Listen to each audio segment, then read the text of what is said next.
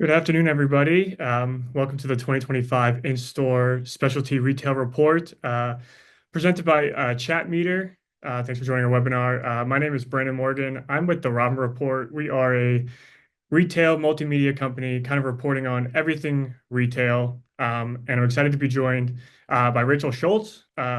Rachel is the Content and Product Marketing Director from Chatmeter.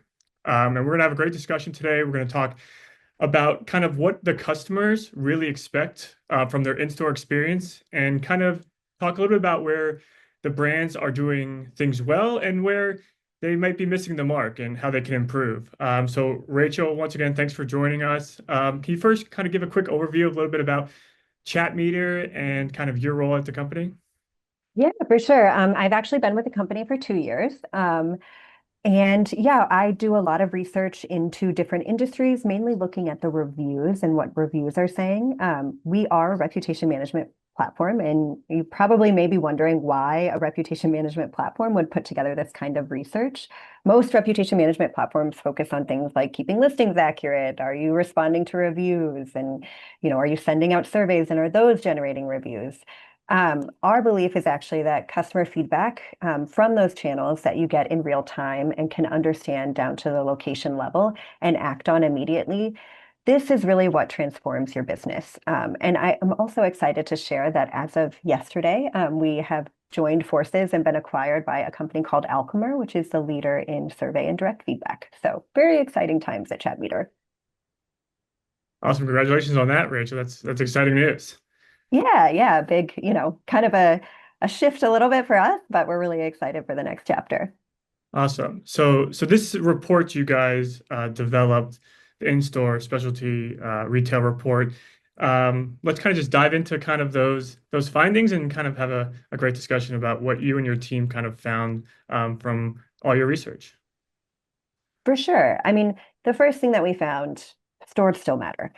We ran a survey of US adults, and what we found was that customers still prefer to shop in store and they, over online, and they, still prefer that because of the overall experience.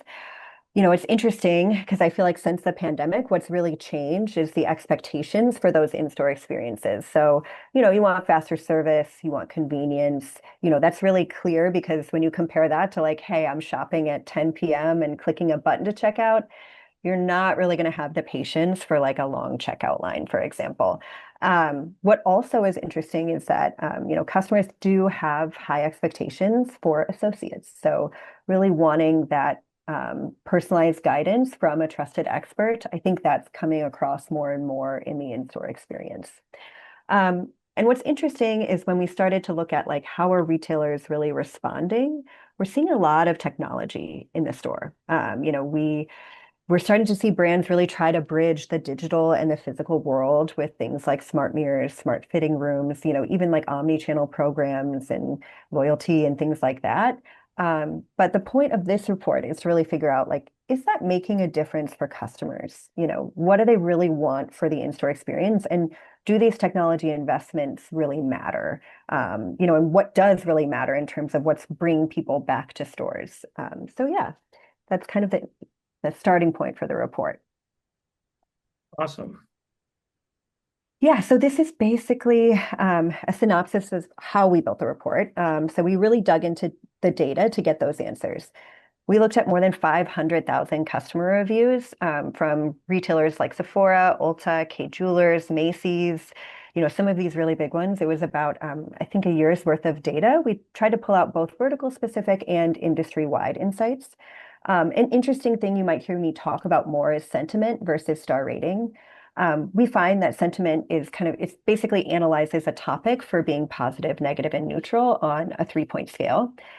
We find that that's a much more effective barometer of the overall experience because most people will write reviews that include a mix of positive and negative experiences. So it's hopefully rarely ever all negative or all positive. Typically, people will include a mix of things. And anecdotally, I also analyze other industries. And, I find that across the board, people have a different metric for how they would judge a star rating. It's really not objective. I recently looked at some reviews of a restaurant that had a food poisoning scandal. And you can always see crises like that, even, in retail too. You see crises like that in your reviews before it becomes a big problem. And so you could see people saying like, oh, I got sick and, from this food and blah, blah, blah. What was interesting was that it didn't necessarily like, even though they got sick, it didn't necessarily mean they gave a bad review, which I found just shocking. Because I feel like if I got food poisoning, it'd be an immediate 1-star review. But some people, you have a good experience with your an associate or frontline staff, and you might be more conducive to giving a positive review. Um, so yeah, we also balance that with consumer surveys. So we reached out to US adults who had shopped at a lot of the brands we looked at. What mattered to them? Why did they go into the store? What needs to improve? The important thing here is that you really want to balance your feedback channels. So for example, music is a great example of why you need to do that. People talk a lot about the music, if it's too loud, if it's explicit, things like that in retailers' reviews, but it's often not something someone thinks to ask about in a survey. So you can often like kind of have your different feedback channel service checks and balances against each other, and also really look at all of them for like the complete picture of customer feedback. So you guys are really kind of focusing on the qualitative feedback, right? So I guess my question would be, how are brands, or how do you go about maybe balancing both the quantitative, the data, the hard data, the numbers versus the qualitative, as what you guys are kind of doing? Yeah, for sure. That's a great question. So for us, yeah, that's where our AI comes in because it's a huge amount of reviews. It's really hard to analyze qualitative. We call it unstructured data from reviews and surveys, like open text fields and surveys, for example. We actually have a feature called Pulse AI that you can literally type any question about your stores or about a competitor's stores, and our AI will, in I don't know, like a second, go through all those reviews and come up with an answer for you. So, we'll have people ask things like, what do customers think of my prices? Or like, you introduce a new product, you introduce a new staff or training initiative. You can filter that down to when did that start, which locations, and start asking questions and seeing what the feedback is. So the key there is really the AI is able to analyze the qualitative, which has really unlocked a new set of insights for retailers. Awesome. So as you kind of they're learning about their customers, trying to figure out what their customers want and need, and it seems like some are hitting the mark and some maybe are not. Yeah, yeah. I mean, I think there's an interesting dichotomy here where like customers, it's not that customers are, they may not, no one's saying like, I hate AR, VR, or the smart meter was terrible for me.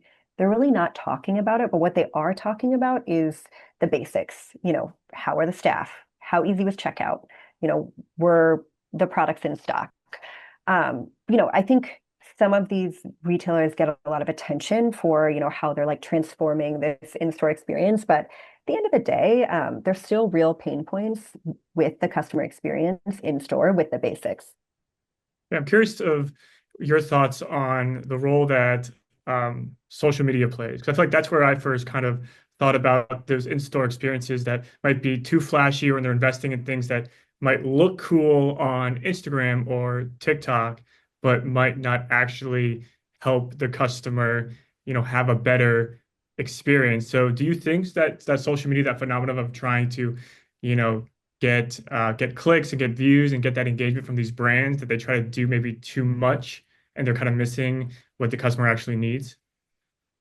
Yeah, I mean, to be honest, we didn't hear a lot about those types of installations and reviews. So I think that it's probably something that, maybe may not be making much of a difference. I will say that, like, you also have to keep in mind generational differences. We find that, like, obviously, there's, Gen X, Gen Z, they're going to social to air their grievances. They're much more active on social. That's an experience that they want to have. We didn't really break our research down that way. But in general, as a whole, like we don't collect demographic data or we can't see demographic data on reviews. But in general, as a whole, like reviews aren't really talking about that. I don't know that there's anything really driving that. We looked at Glossier, which I think they receive a lot of attention. Like their stores are really cool. I live in Brooklyn. Right. The Williamsburg store Yeah. is awesome. And even in their reviews, it's not, people include images with the review of them at the like social wall or whatever it is, but it's not necessarily driving a lot of the reviews, I would say.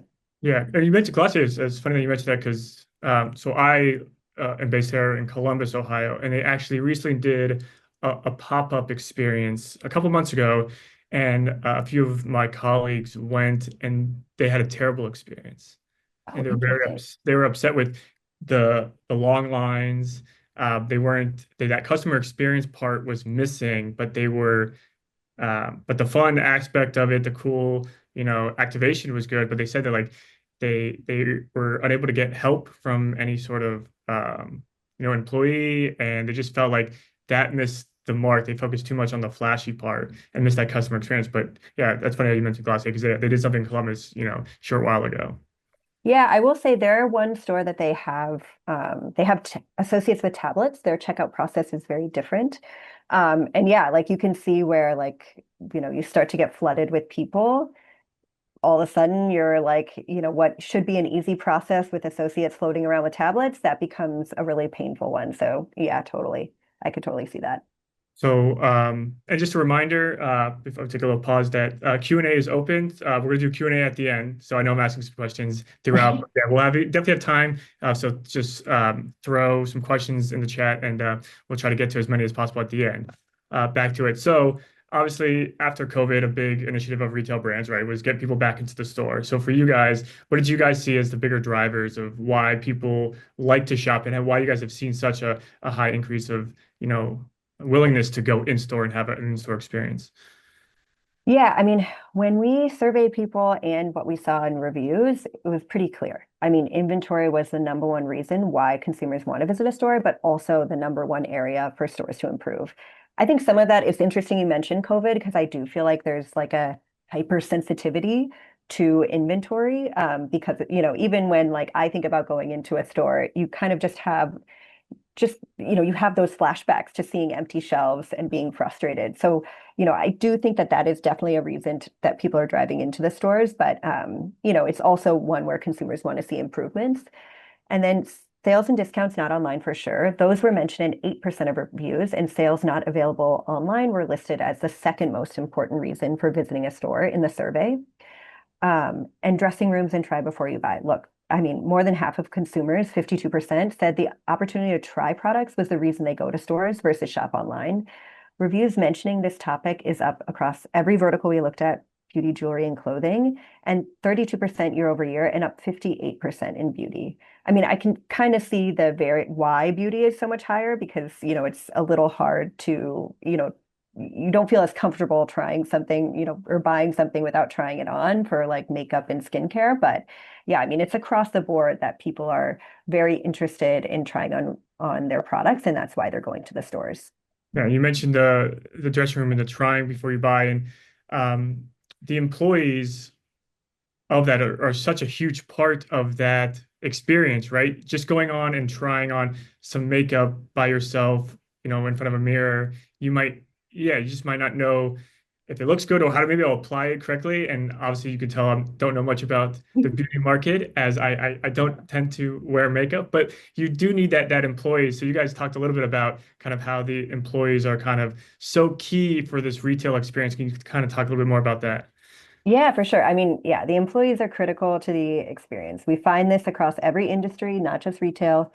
Your frontline staff drive your reviews. This is why training and retention initiatives are so critical, and you can really see the effects of those immediately. You just want a trusted recommendation from a knowledgeable expert, but I will caution that you have to be careful with unintended effects.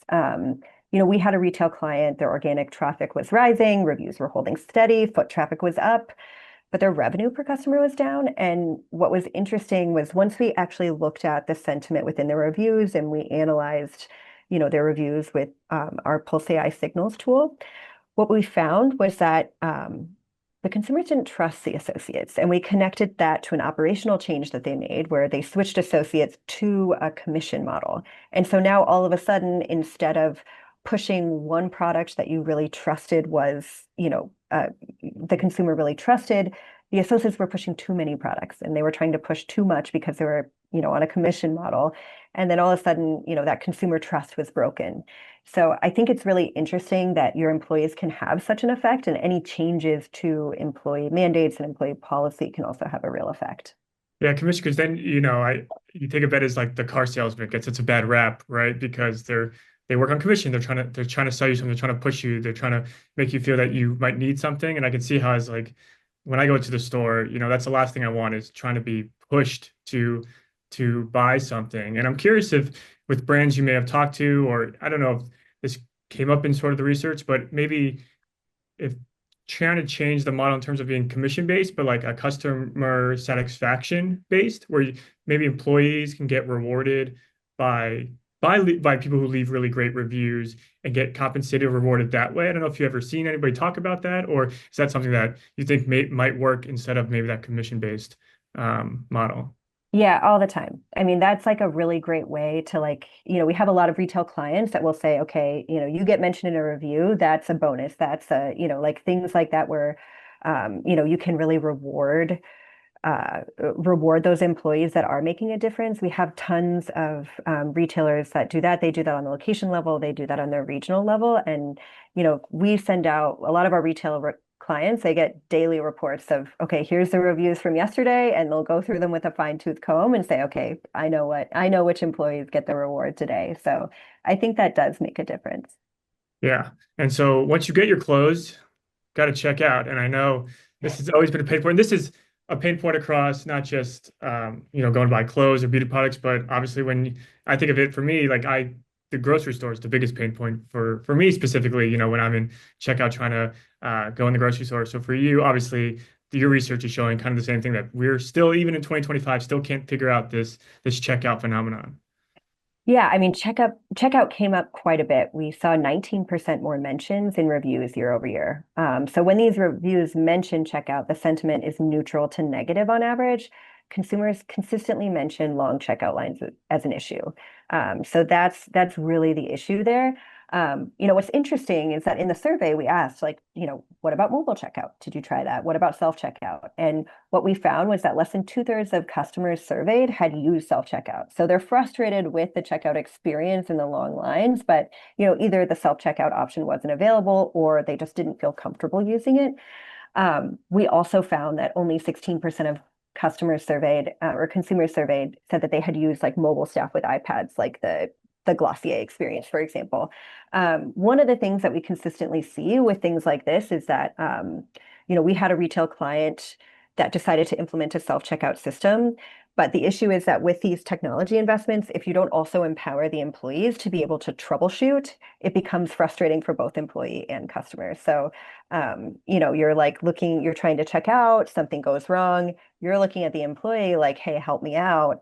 And they're not able to because, they weren't trained on the system or they're not an expert and things like Right. that. And then it just becomes frustrating all around. We also see this, a lot of restaurants right now are introducing tableside iPads so that you can, pick your food, check out, do all of that, just from the iPad. It's supposed to make it completely frictionless, but when something goes wrong, the whole thing explodes.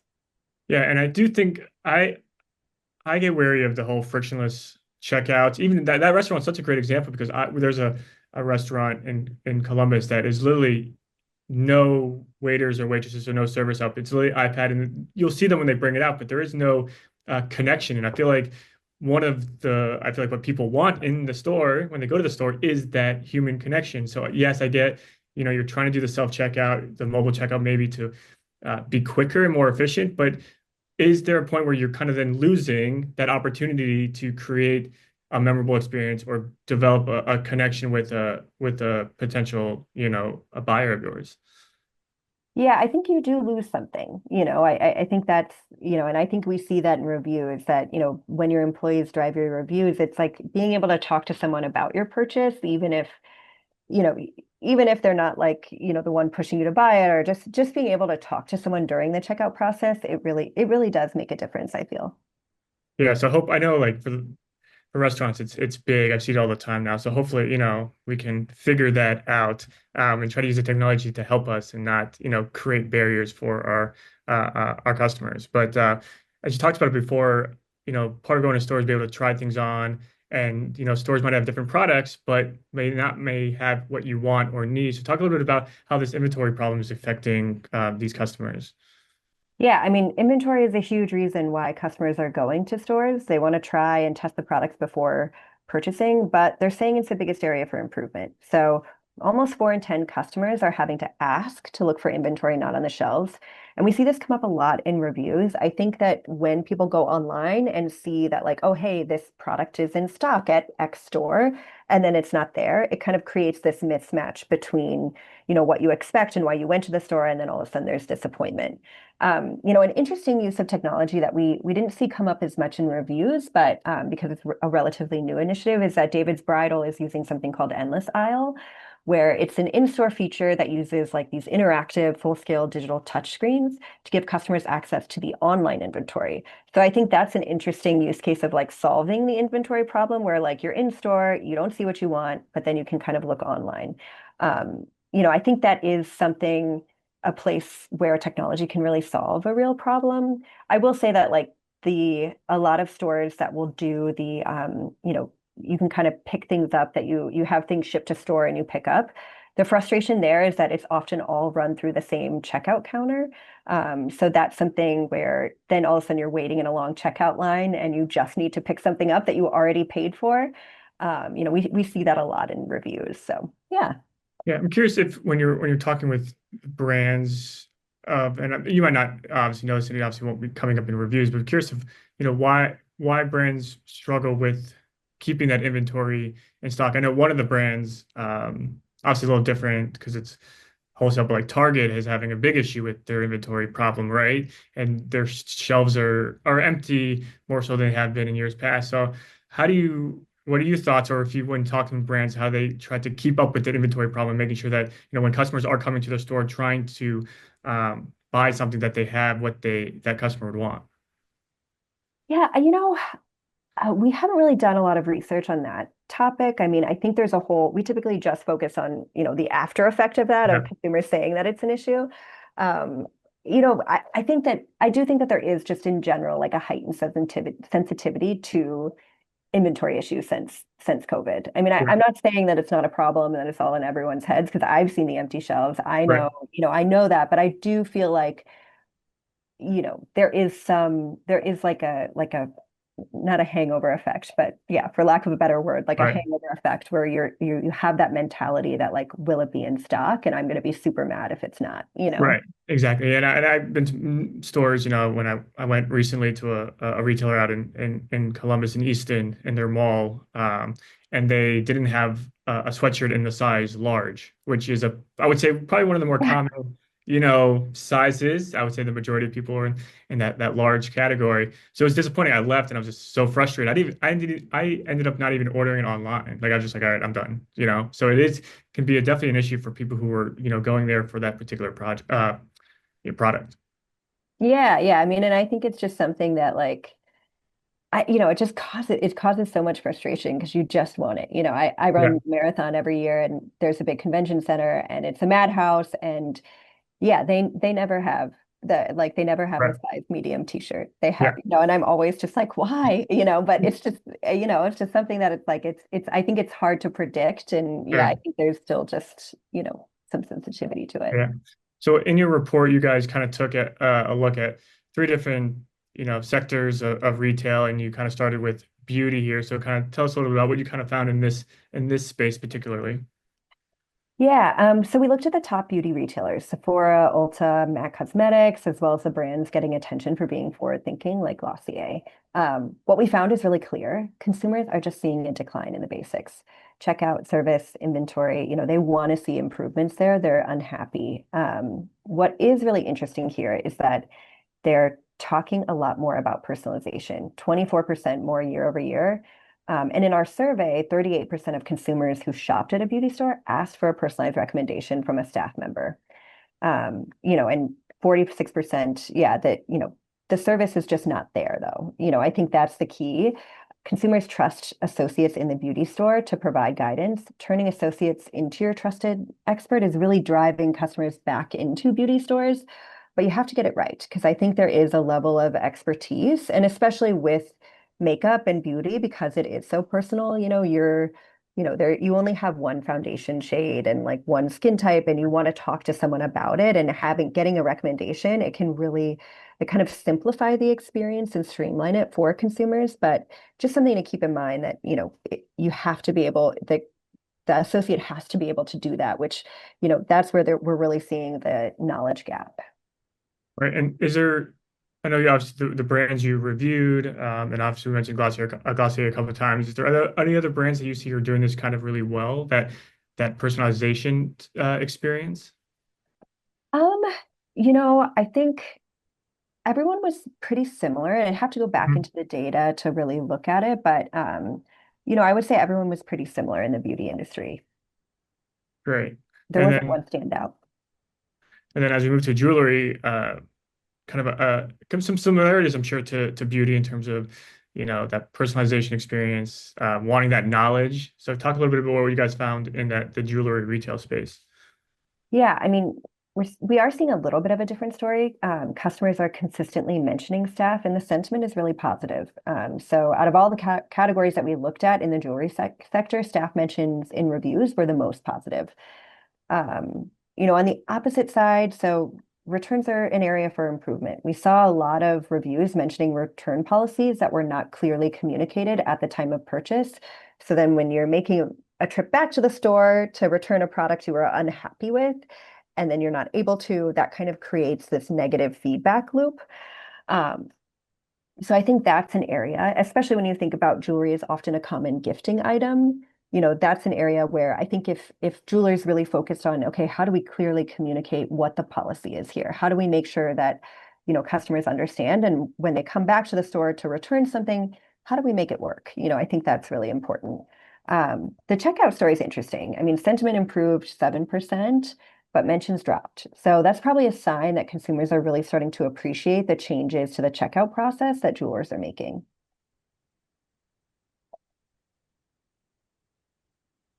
So yeah, that's really what I had for So jewelry. when Oh, you looked at, oh,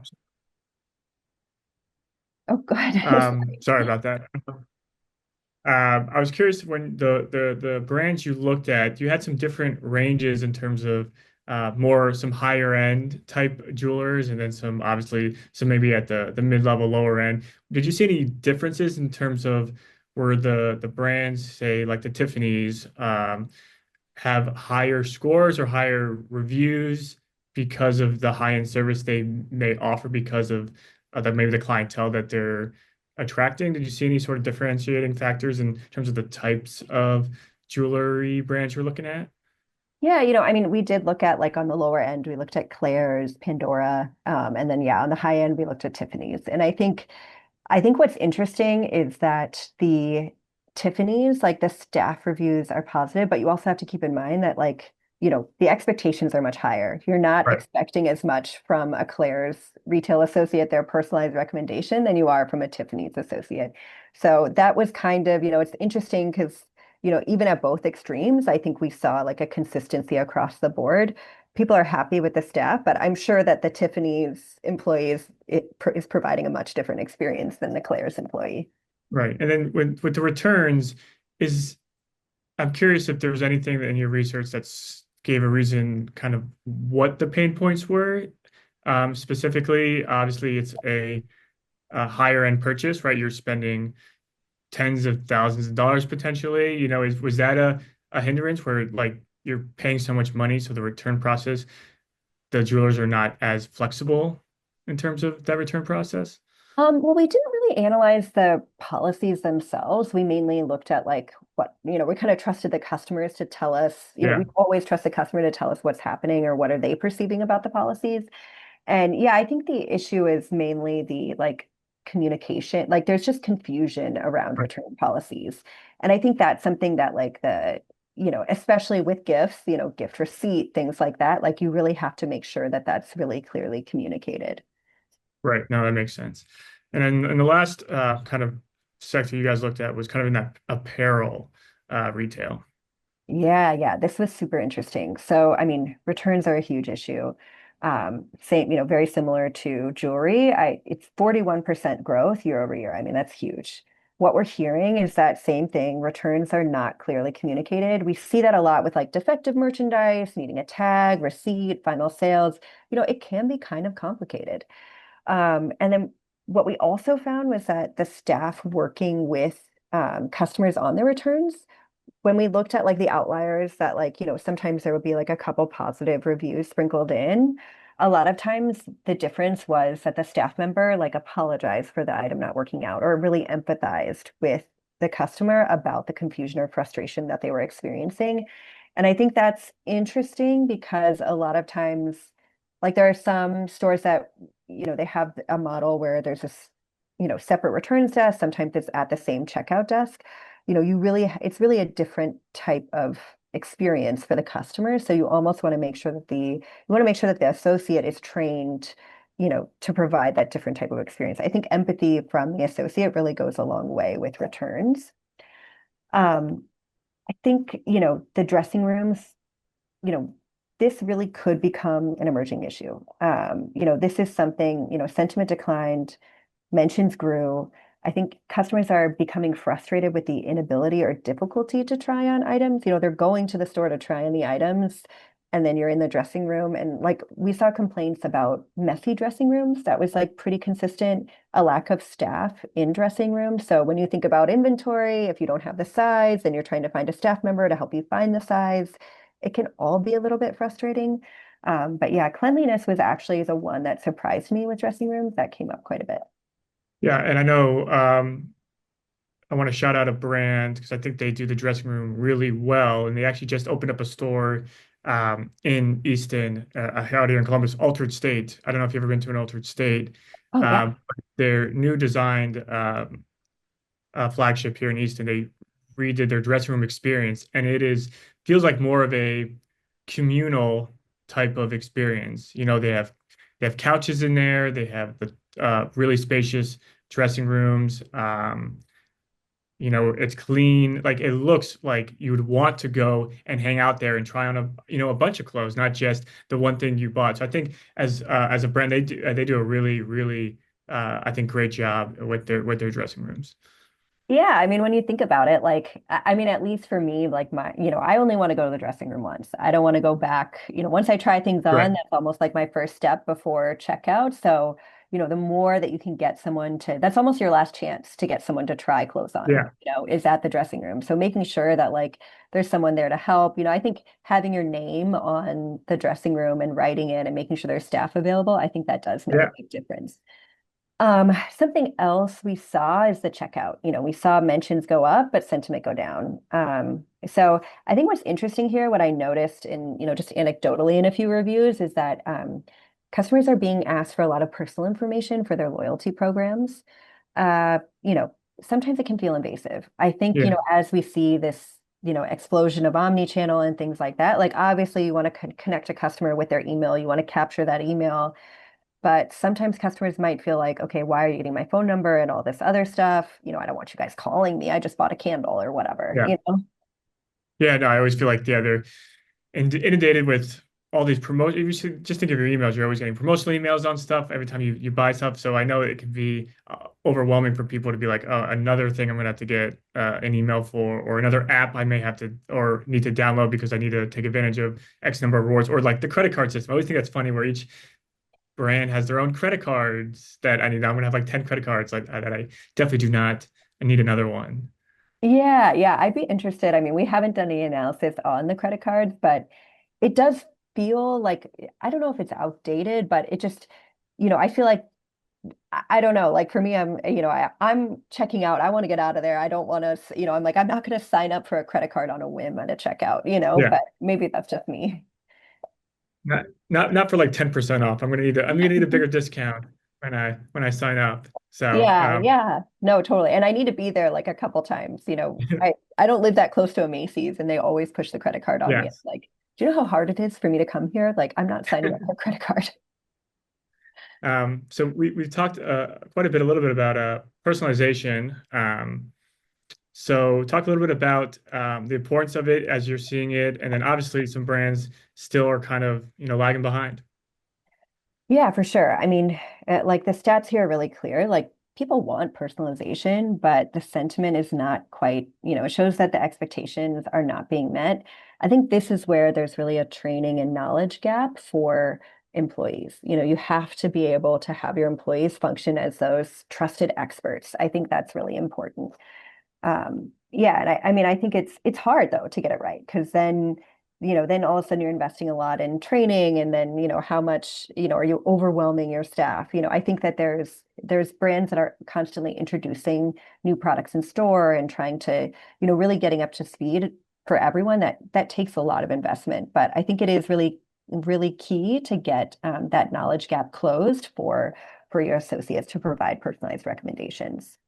Yeah, and I think a brand that I enjoy where I shop quite often is a brand called Bonobos, which I'm not sure if you're familiar, but they do kind of that professional, you know, men's type clothing. And at their stores, the first time you go, they actually do a tailoring session for you. Oh, interesting. Yeah, so they'll do as you would if you went to a tailor yourself. They get measured for, arm length, chest, legs, etc. And they kind of build a profile for you online through their website. So you know exactly what size, because for me, like buying dress shirts, I always forget what's the next size or like I'm always kind of forgetting those numbers or whatever. And having a place where it's like, oh, that's all there for you. One, it makes you want to go back to Bonobos and keep buying because I'm like, oh, that's where all my, measurements are. Perfect.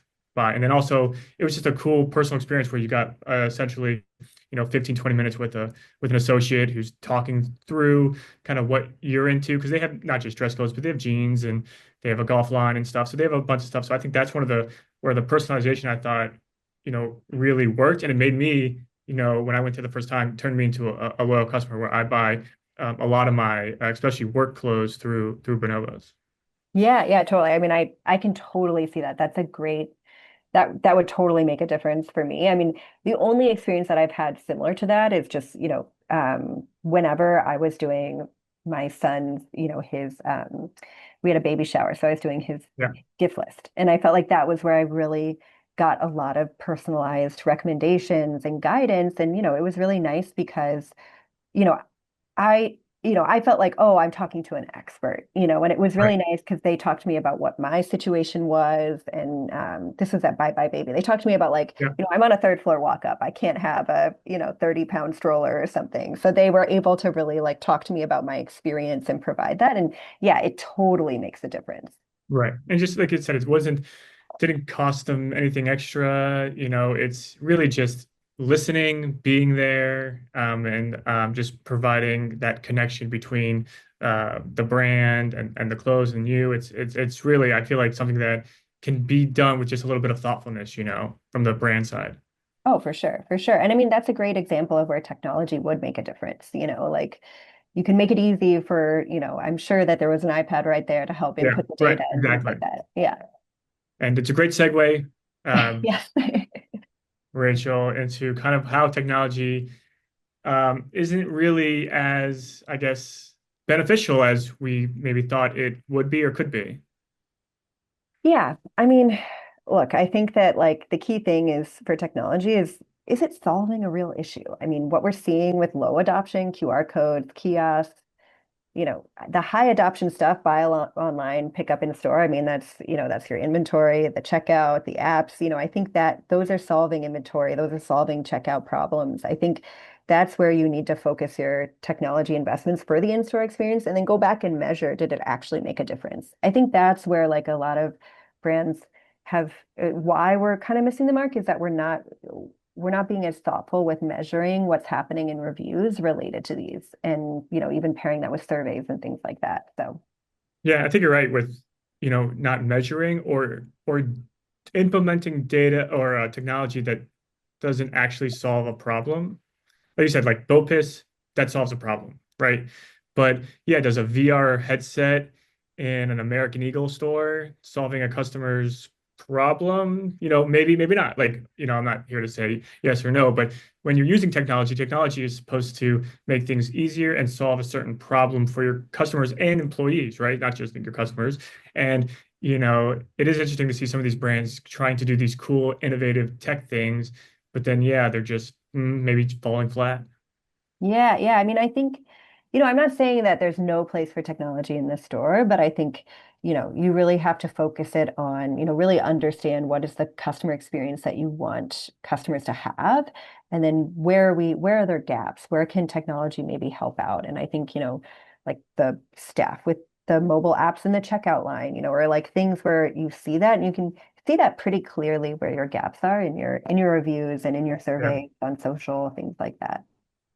We talked a ton of stuff throughout this discussion. So what are some things that retailers, should know or should take away kind of from this conversation?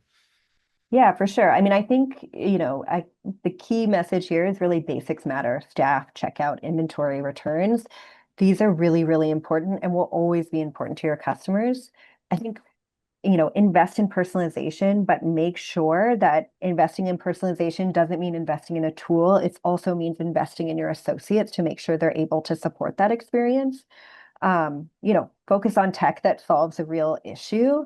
And I think, we didn't talk as much about the promotions, but Yeah. that's a real driver for foot traffic. And I think what's interesting is, where we sometimes see, like we'll analyze in other reports, we've analyzed Black Friday, and what happened on Black Friday. And, when you saw this influx of foot traffic, what happened to the reviews? And consistently we see customers complain that like, it's, the basics weren't quite there. You need to make sure that you have the inventory for Black Friday. You need to make sure that you have the checkout process buttoned up and things like that. So, keep in mind that promotions are going to drive traffic, but you have to make sure that store experience is good when they get there. Right. And then so how would you kind of advise some brands and companies to kind of apply these insights, apply the learnings that they get from kind of these reviews and listening to their customers? Yeah, for sure. I mean, I think, invest in your associates, look at your inventory, figure out how do we have an inventory problem? How can we solve that and really bridge the gap between digital and physical? Mobile checkout, huge opportunity there. And then, really look at personalization as a way to, really build loyalty with your shoppers. I would say that there's a meta insight in all of this that, to really track the success of these initiatives, if you're going to do any of these, make sure that you're tracking the success in your reviews, in your surveys, in your social, in your feedback channels. We have clients that will analyze their reviews, see something pop up, run a survey, what based on what you're seeing, and then bring in other indirect feedback to really get that complete view of the customer. I like to think of customer feedback, and I was very big into art history at one point, but as almost like a pointillist painting, which is like all of those little dots. Okay. Um, Yes. yeah, and when you zoom in, you only see one dot, but when you zoom out, you can kind of see the full canvas. And I think that's why all of these feedback channels are so important, is that you don't know if you have an issue until you can see that full canvas. And I think that's really important. And when you're measuring, you have the opportunity to get these insights in real time. And I think that's really critical, is that, you know, you need to be able to act fast. And I think that's where, reviews, social surveys, all of these different feedback channels can really give you a picture faster than ever before. Awesome. And how often are you guys going through this review process or research, or I guess maybe audit? How often should brands be kind of, is this a daily thing? Is this um, every month, like quarter? How often are you kind of advising brands to kind of review these customer, feedbacks? Yeah, I mean, I think it depends. So like for retailers that are really experimental and trying a bunch of different things, they're in there all the time. So I think that's something where like you want to kind of check, we made a change, what happened? You want to almost have like these spot checks, but yeah, and then like we have other customers that, get a daily report. They want to know what happens every day. And I think that it's really, like I think it really depends on, how quickly you're making changes, how closely do you need to be listening? Are you getting a lot of foot traffic? Are you getting a lot of reviews? Are you running surveys constantly? It really depends on the structure and style of your customer feedback program. Yeah, and I think the biggest always takeaway is you test, you learn, you listen, and you try some different things. So obviously, the State of In-Store Specialty Retail Report 2025. Obviously, they can go to the Chatmeter website and download the full report to get more details on this conversation. But we're going to kick it over to some Q&A. I know we got some questions. Popping in, and I think the first one I want to start with what would be maybe for brands that might be maybe a little smaller or don't get as much reviews. How do they go about getting feedback with they may not have that influx of thousands of thousands of reviews on their business page? Yeah, we get that question a lot because, if you don't want to analyze like, just a couple reviews, you want to analyze a lot because you need that big picture. I think there's use your surveys to generate reviews. This is a really powerful function of like you have people that fill out a survey, they're sharing feedback with you. Throw a link at the bottom of the survey over to your Google page, for example. Let people kind of summarize what they're saying right onto that Google page. That's a great way to get more reviews, and more reviews help your ranking. But you also have so many different feedback sources that you can listen to for social, for, indirect feedback, what's happening on your website, things like that. I think it's really important that, you really build a holistic feedback system and really find a way to drive more reviews and drive more surveys and more engagement. Awesome. Let me see here. So the next question, obviously in big retail companies, change could move slowly, maybe than if you're smaller business nimble. So how would you advise brands who maybe need to take some action on a new initiative that maybe not be working? How are they able to kind of maybe navigate the slowness of speed that some retail brands may operate in?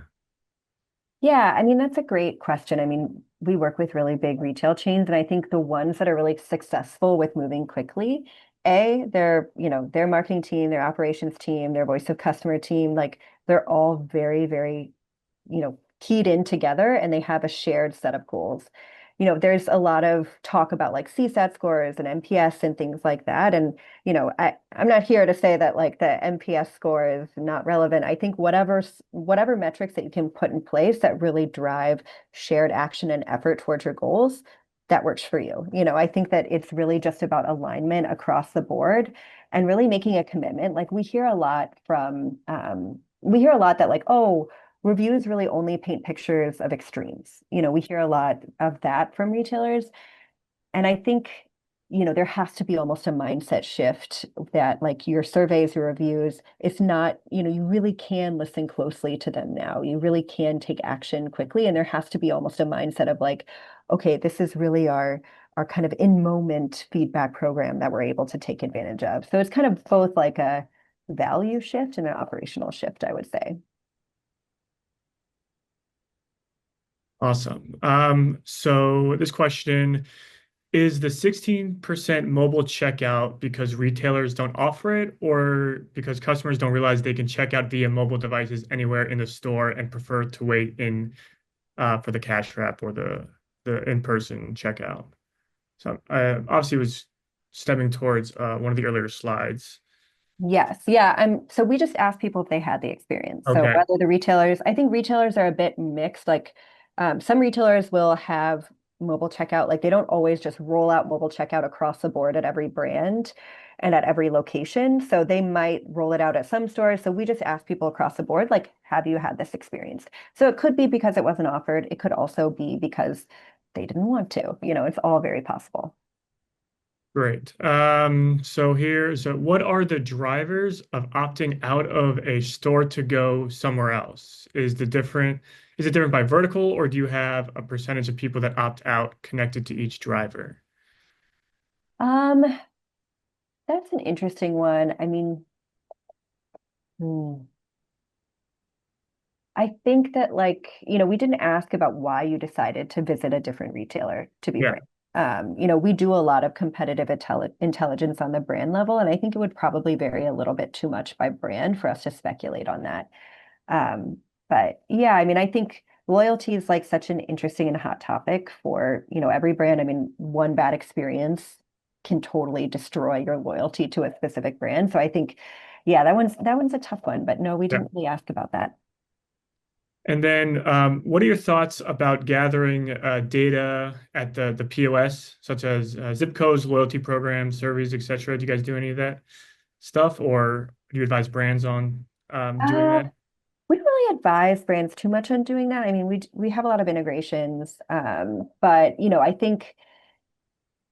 think that what we typically do is like when you implement something like that, like a longer checkout system, a longer checkout process where you're asking for that information, we're kind of the people that might come in and look at your reviews afterward and say, okay, is this frustrating? Is this too much for customers? You know, even if like sometimes one number can only tell part of the story. So like, you might have like, oh, look, we signed a ton more people up for our loyalty program, but then the reviews are like, yeah, I got forced into this. I'm really not interested. So I think that, we'll kind of measure that afterward, not necessarily advise brands on whether to do that. Um, and last question here. So obviously there's still some time, so feel free to throw another question in the chat. But what about name brand versus local brand versus online brands? Malls are now filled with local or regional stores. Any insights on this new local level of retail, maybe not known for their brand? Interesting. Yeah, I mean, so our platform is able to look at everything down to the location level. We didn't really look at a lot of regional brands. We mainly went with national brands. I think that like for local brands, I think where their thinking is really on like how do we drive brand visibility? How do we, think about SEO? That's really, really important. So the mindset is almost a little bit different. It's really more about getting found. But yeah, we didn't really look at like a, split between, we didn't look at any regional brands. I will say that that is very true though, that like your mall is now filled with kind of more the local folks than, the big brands. One of our guests are on the Chatmeter website looking for the copy of the report. Can you help navigate? Yes, yeah. Let me just put a link in the chat right now to make that Okay, easier. great. Thank you. Yeah, for sure. Um, Give me 1 second.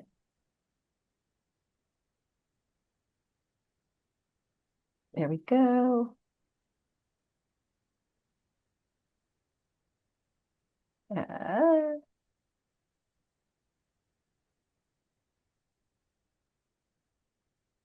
Uh, okay, let me throw this in the chat. Sorry. I'm not as good at the chat function here. So there it is. So you can go on there and download it yourself. Great. Well, it looks like there's no other questions.